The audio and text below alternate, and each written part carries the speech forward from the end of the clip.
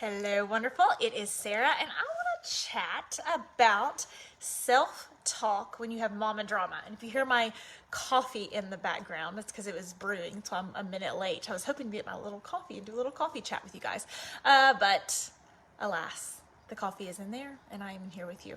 But it's awesome. So I want to talk about self-talk when you have mama trauma. One of the Wondrous Woman group coaching clients asked about what do you say to other people about your mom, especially when they say things like,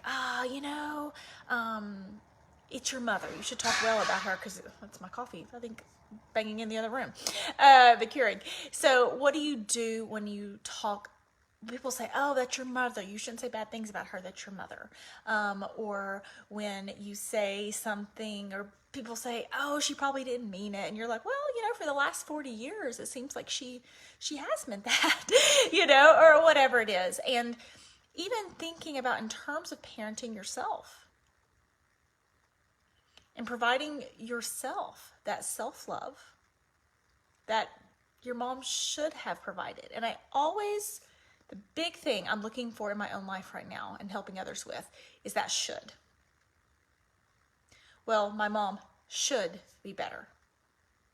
That person should be better. There was a Facebook ad. There was a safety bracelet for women who were in dangerous situations. They could call the police with their bracelet. And somebody on the Facebook ad commented, oh, we shouldn't need those. And anytime you are saying something shouldn't exist, of course we shouldn't need, it's sad that we need bracelets to keep ourselves safe as women sometimes. But saying, oh, we shouldn't need those solves nothing. It solves nothing. It's basically saying, I want to fight reality with this, utopic reality. And if you're in a situation where you have a mom who should be better, who should act better, who should do the right thing, who should have parented you, I want you to get real with yourself and say, yes, she should have, and she didn't. And even if someone, a friend or family member says, oh, you should talk to your mom, that's a great language to use to help them understand. My mom and I should have a better relationship, but because of, X, Y, and Z, we don't. I should be able to turn to my mother, but because of the choices she's made, I cannot. I should be able to trust my family, but because of their high conflict personalities, history of addictions, whatever it is, I unfortunately cannot. And that is a great language to use to help them see. It's also a very strong language. It's not mean. My mother, blah, blah, blah, blah, blah. That's not what that is. Yes, I should, in a perfect world, I should be able to trust my mother. I should have been loved more in my childhood. I should have whatever. But unfortunately, the truth is, and you can speak your truth. It is a great way to remind yourself, yep, this is what should have happened, and this is what did happen. And if you're familiar with cognitive dissonance, which is how can this person, the Jekyll and Hyde, right? So how can this person be this way here and this way there? How can my mother be so good at serving the homeless and so mean to me?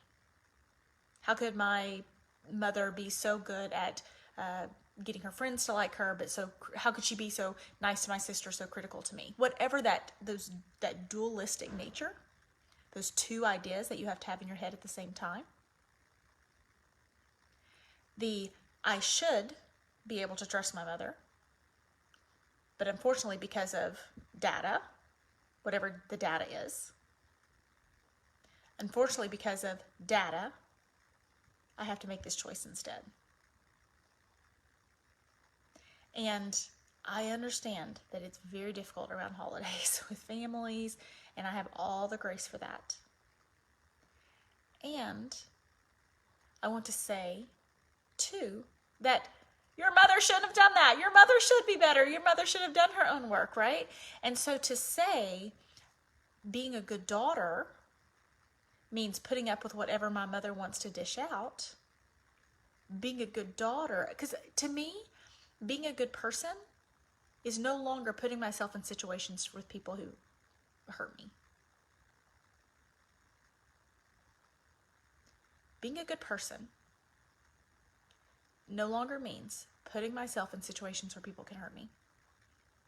And that's, if it's your mother, if it's whoever, if it's what, we put like, oh, but I want you to think how crazy, I hate to use that word, but how messed up it would be if we told little girls or little kids. We don't tell kids. We don't say, well, it's bad if the, kid down the street hurts you or says mean things to you, but it's okay if your mother hurts you or says mean things to you. We would never tell a child that. It's cruel. But it's not nice to tell yourself that either. They get to hurt me because they're my mother. They get to hurt me because they're my husband. They get to hurt me because they're an adult child. They get to hurt me because whoever you put in that blank. And whatever you're telling yourself in your head that, oh, they somehow have extra permission to be mean to me, or to be ugly to me, or to be selfish, or to get me to do the work of the relationship, or to play by a different set of rules. I want you, that's the most important thing, is switching that in your head and saying, being my mother does not give you permission to be ugly to me. Being my mother does not give you permission to be critical towards me. Being my mother does not mean you can use me. Being my mother does not give you permission to manipulate me. And I want you to hear how strong that is, but it's not mean.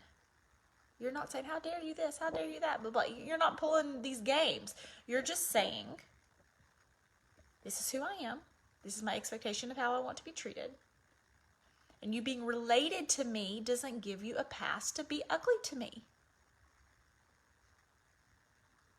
And that's a very fair statement to tell friends, to tell family. Being related to me does not give you a pass to be ugly to me. My mother thinks, or father or husband or brother or whatever it is, thinks that gives them a pass. Okay? So I hope you guys have a great day. I've got lots of lives planned this week, and we will check in soon. Bye.